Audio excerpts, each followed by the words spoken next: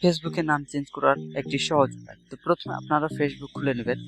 খুলে নেওয়ার পর থ্রি ডটে ক্লিক করবেন। থ্রি ডটে ক্লিক করার পর মেনু অপশন চলে আসবে। মেনু অপশনে ক্লিক করে সেটিংয়ে ক্লিক করবেন।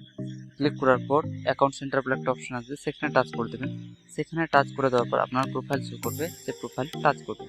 প্রোফাইলটা টাচ করার পর আয়ুষ্য মুর্মু আমারটাতে দেখাচ্ছে, আপনার যেটাতে টাচ করবেন। টাচ করার পর এরকম একটা ইন্টারফেস আসবে, এখানে নেমে টাচ করবেন। টাচ করার পর যেখানে ফার্স্ট নেম ওখানে নামটি লিখে দেবেন, লাস্ট নেমে সাব নামটি লিখে দেবেন।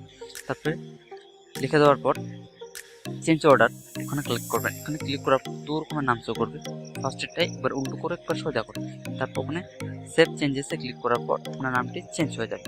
যদি নামটা একবার চেঞ্জ হয়ে যায় তো 60 দিন পর আবার চেঞ্জ করতে পারবেন, তার আগে চেঞ্জ করতে পারবেন না।